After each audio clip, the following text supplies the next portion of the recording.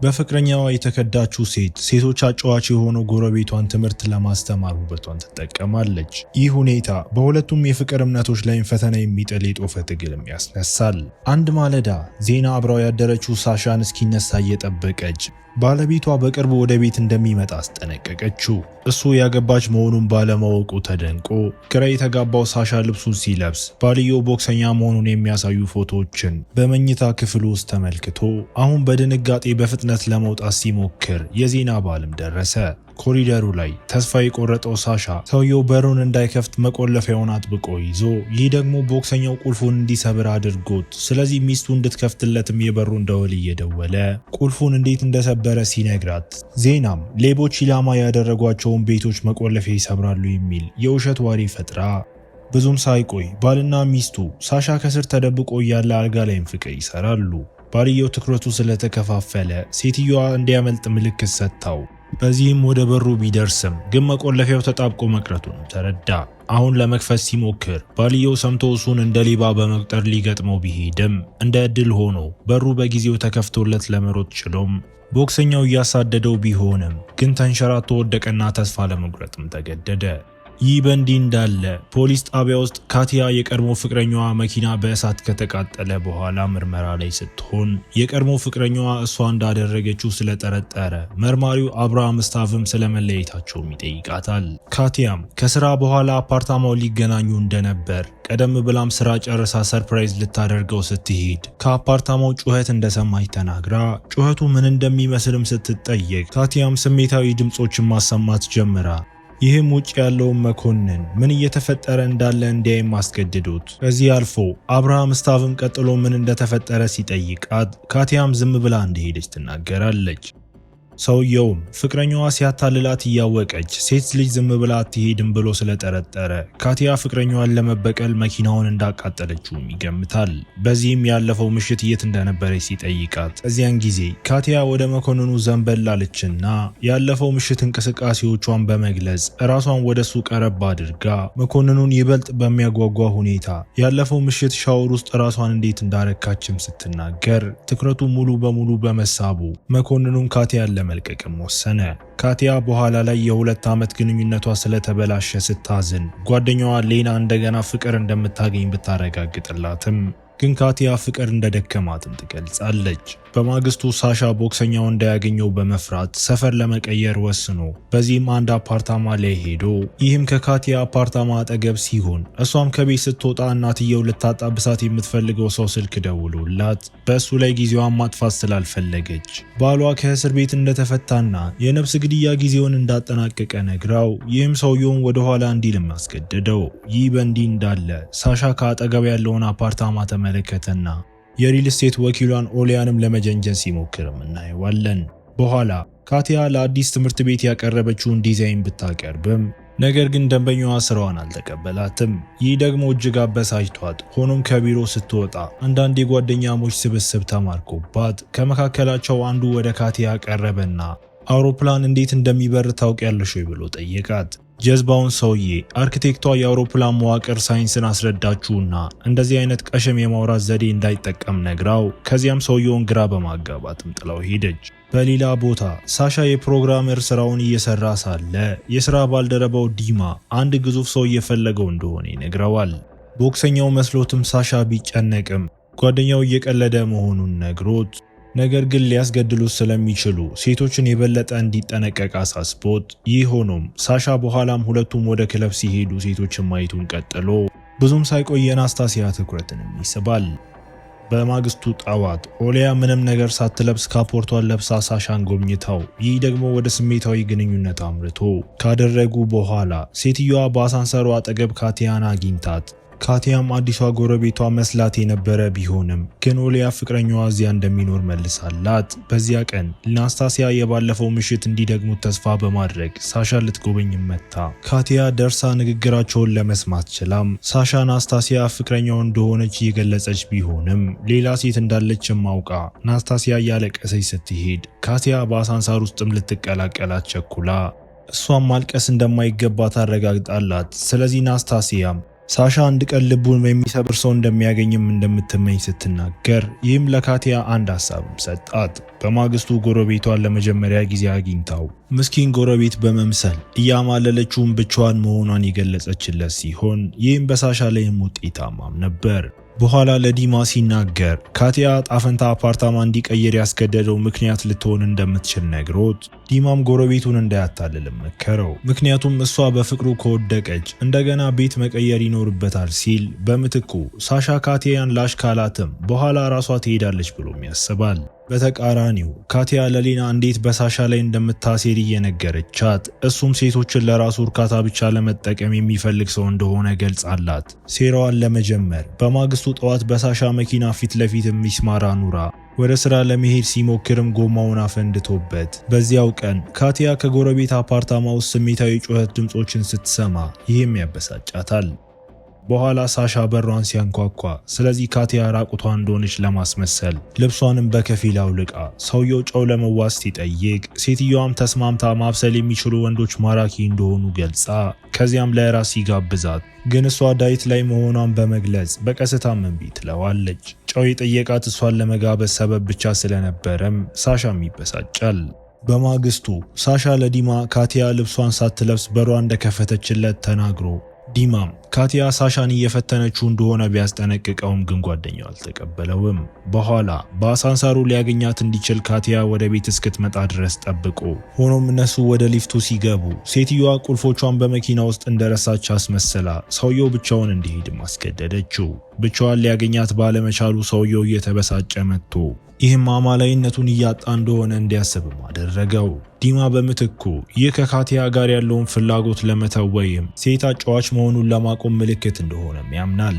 ግን ወደ ኋላ መመለስ አልፈለገም። ስለዚህ ብዙም ሳይቆይ ካቲያን ይጎበኛትና አብረው ሻይ ሊጠጡ እንደሚችሉ ቢጠይቃትም ሆኖም ሴትዮዋ ከሌላ ሰው ጋር እንደሆነች ገልጻ ካቲያ ለሱ ፍላጎት ያላት መስሎት የነበረ ቢሆንም ግን ከሌላ ሰው ጋር ነበረች በማለት ሰውየው ብዙም ሳይቆይ ለዲማ ቅሬታውንም ገልጾ ዲማ ድርጊቷን በስህተት እየተረጎመ ሊሆን እንደሚችል ቢጠቁምም ግን ሳሻ ይህንንም ማመን አይፈልግም።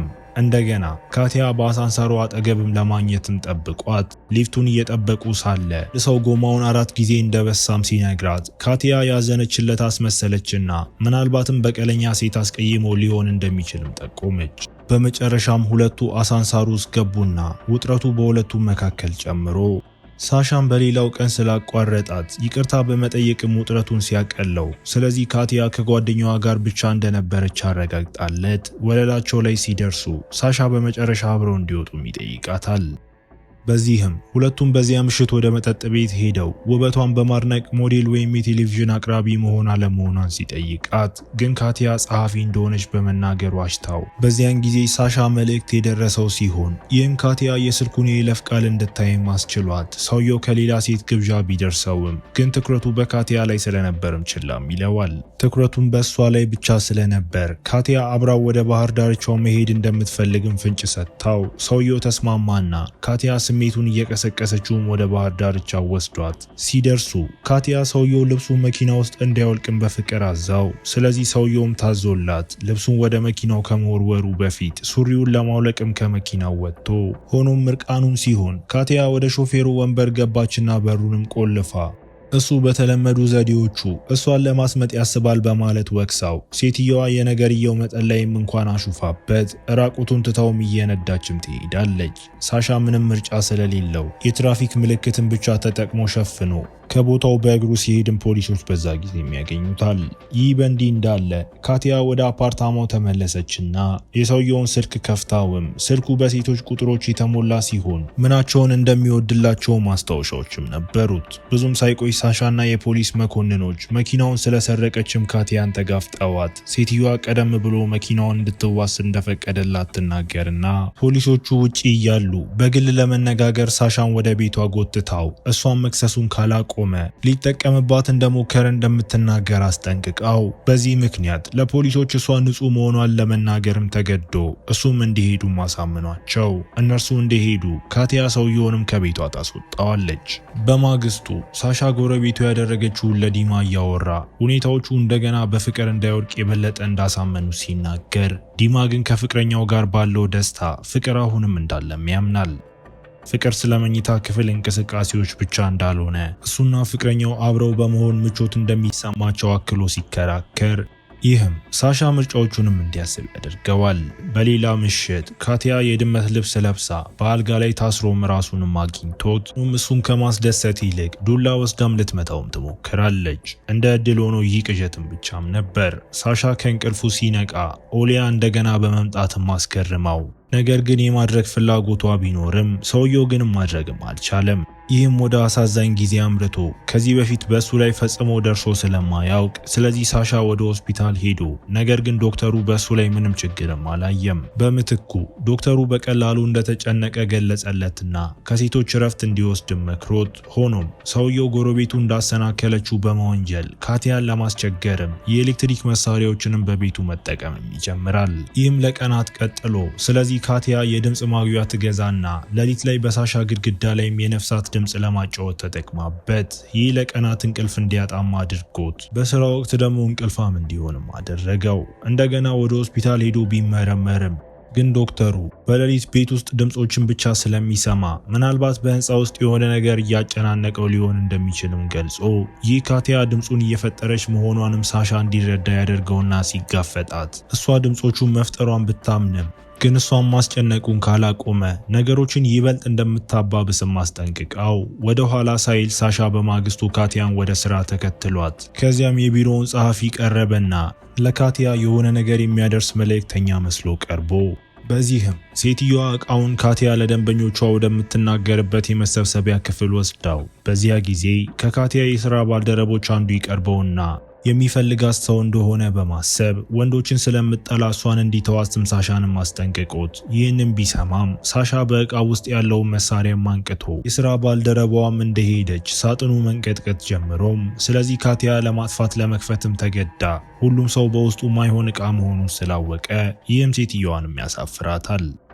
የተናደደችው ሴት በኋላ እቃውን የላከው እሱ እንደሆነ በማወቅ የሳሻን በር በኃይል ብትደበድብም ሆኖም እሱ ችላ ለማለት የጮኸ ሙዚቃ አጫውቶ በማግስቱ ያደረገውን ከሰማ በኋላ ዲማ ሳሻ ነገሮችን ከልክ በላይ የወሰደ እንደሆነ ሲያስብ እሱ ግን ሳሻ ልታሳስረው ቀርባ እንደነበር በመግለጽ የሰራው ነገር ከእሱ ጋር ሲነጻጸር ትንሽ እንደሆነም ተከራክሮ በዚያን ጊዜ ሳሻ በፖሊስም ተጠርቶ በጭንቀት ሄዶም አብሯቸው ከወጣው ሴቶች አንዷ ተጠቅሞብኛል ብላ እንደከሰሰችው ስለሰማ ይህ ሳሻ አብረው ያሳለፉትን ምሽት በዝርዝር እንዲናገር አስገድዶት ሆኖም መርማሪው ይህን ሁሉ ለምን እንደሚናገር ግራ ገብቶት ሳሻ መግለጫ እንዲሰጥ እንደተጠራ ቢናገርም ነገር ግን ፖሊሱ ማንም እሱን እንዳልከሰሰውም ይገልጻል። ይህም ካቲያ እንደላከችውም ሳሻ እንዲረዳ አድርጎት ተበሳጭቶባትም በኋላ ወደ አፓርታማዋ ገብቶም ሴትዮዋን ሲያስፈራራት እሷም እንዳይቀርባት እቃዎችን እየወረወረችበት ጩቤ ስታወጣበት ስለዚህ ሳሻም ወደ ኋላም ይላል። በመጨረሻ የኪራይ ውሉ እስኪያልቅና ቤቱን መልቀቅ እስኪችል ድረስ ምርቃ ቀርቦ ይህንንም ማቆም የምትፈልገው ካቲያ በእርቁ ተስማምታ በዚህ እርቅ ሁለቱም በሚቀጥሉ ጥቂት ቀናት እርስ በእርሳቸው ችላ ለመባባል ሞክረው ይህም ሰላምን ቢያስጠብቅም ውጥረቱ ግን በሁለቱም መካከልም እየጨመረም ይቀጥላል። ብዙም ሳይቆይ ሳሻ በቅርቡ ቤት እንደሚቀየር ነግሯት ይህ ደግሞ ሁለቱ ይቅርታ እንዲጠያየቁና ከህይወታቸው ጋር እንዲቀጥሉ ማስገድዷቸው አንድ ምሽት ካቲያ በቅርቡ እንደሚሄድ ለሌና እየነገረቻት ምንም ሰው ሳያስቸግራት ነገሮች ወደ ፈለገችው መንገድ ይመለሳሉ በማለትም አረጋግጣላት። ሆኖም ሌና ካቲያ አካላዊ እርካታን እንዴት እንደምታገኝ ስትጠይቃት ሴትዮዋ ያንን ኃይልም ለፈጠሯ እንደምትጠቀም ትገልጽላታለች። በዚያ ምሽት በኋላ ላይ የሰከረችው ካቲያ ወደ ሳሻ ትቀርብና ልብሷን ገልጣ እሱ እንደሚፈልጋት ጠይቃው እሱም እንደሚፈልጋት ሲናገር ይህም ሴትዮዋን አስደስቷት ወደ ቤቷ ሄዳ ሆኖም በማለዳ ከእንቅልፏ እንደነቃችም ይህን በማድረጓም ትጸጸታለች። በዚህም ምክንያት በኋላ ላይ ለሰራችው ነገር ይቅርታ ለመጠየቅም ሳሻን ምሳ ጋብዛው እሷ በነደፈችው ህንፃ ውስጥ ወደሚገኝ ካፌም ወስዳው ይህ ደግሞ ሰውየው እሷ ሙያ ተኮርና ወንዶችን የምትጠላ ሴት መሆኗን እንዲያረጋግጥ አድርጎት በምላሹ ሳሻ አሁን ቢያቆምም ነገር ግን ሴቶች አጫዋች መሆኑንም አምኖ ለልጆች የትምህርት ጌም ላይ የሚሰራ ፕሮግራመር መሆኑንም ጨምሮ ነግሯት ምንም እንኳን ዲዛይኗ ውድቅ ቢደረግም ካቲያም የትምህርት ቤት ግንባታ ላይ እየሰራች እንደነበር ስትገልጽ ሰውየው ዲዛይኗ ግሩም መሆን አለበት ብሎ ማረጋገጠላት። ግን እሷ ሊያማልላት እየሞከረ እንደሆነም ከሳው። ዲማ በኋላ ስለ ምሳ ቀጠሮ ሲያውቅ ጓደኛው በመስማማቱ ሲደነግጥም ሆኖም ሳሻ ካቲያ በእርግጥ ጥሩ እንደነበረችም አረጋግጦለት፣ ይህ በእንዲህ እንዳለ ካቲያም ስለዚህ ሁኔታ ለሌላ ስትነግራት ለመጀመሪያ ጊዜ እሱ በእርግጥ ጥሩ እንደነበርም አምና ሁለቱም ወደ አፓርታማዎቻቸው በሚወስደው አሳንሰር ላይ ሲገናኙ ሳሻ ቀደም ሲል ለምሳቸው ምትክ እራት ሊጋብዛትም አቅርቦ በጓደኝነት ብቻ መሆኑንም ሲያረጋግጥላት፣ ስለዚህ ካቲያም ተቀበለችው።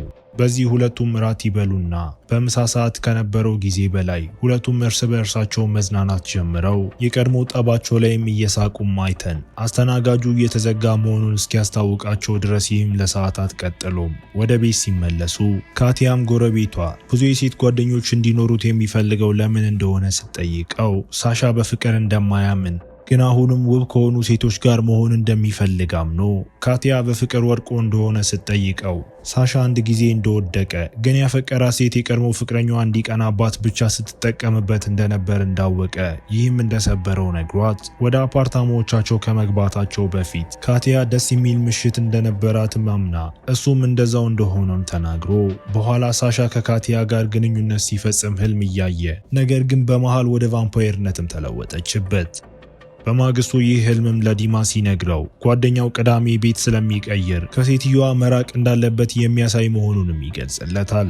ለጥቂት ቀናት ብቻ ካቲያ መራቅ እንዳለበትም እያሰበ ይህም በአይምሮም ይዞ ሳሻ ሌሊቱን ክለብ ውስጥ ለማሳለፍም ቢወስንም ግን ካቲያንም እዛም አግኝቷት ሁለቱም አንዱ ሌላውን ላለማየት እዛ እንደሄዱ ማምነው በመጨረሻ አንድ ላይ ማሳለፍንም መርጠው በኋላ ወደ አፓርታማዎቻቸው በአሳንሳሩ ሲጓዙ ሁለቱ ይበልጥ እርስ በእርሳቸውም ተሳስበው በመጨረሻም ወደ ሳሻ አፓርታማ ይሄዱና ሰውየው ለቀድሞ ጠላቱ ያለውን ስሜት ሲናዘዝ ካቲያም ስሜቱን መልሳለት ሁለቱም በአልጋ ላይም ፍቅራቸውንም ይካፈላሉ። በማግስቱ ጠዋት ግን ሁለቱም ለድርጊታቸው ስካርን በመውቀስ ስሜታቸውን ለመቀበልም አልፈለጉም። ብዙም ሳይቆይ ሳሻ ካቲያን ሳይሰናበትም ቤት ቀይሮ በኋላ ላይ ካቲያ በምሽት የተዋሰችውን ሹራብ አጥብቃ ይዛ ከዚያም ሹራቡን ለመመለስ ብትሄድም ግን እሱ አስቀድሞ ስለወጣ በሩ ማንምም አልመለሰላትም።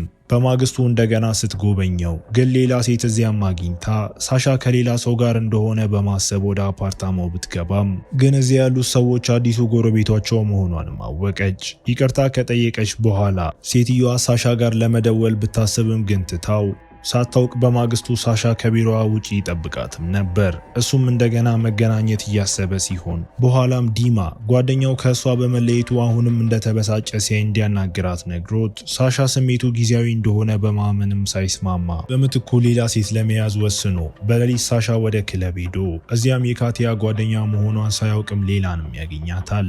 በማግስቱ ሌና ስለ ካቲያ ሁኔታ ስትሰማ ጓደኛዋም ሰውየው ጋርም እንድትደውልም መክራት ሆኖም ካቲያ ከሳሻ ብዙ ድሎች አንዷ መሆንም አልፈለገችም።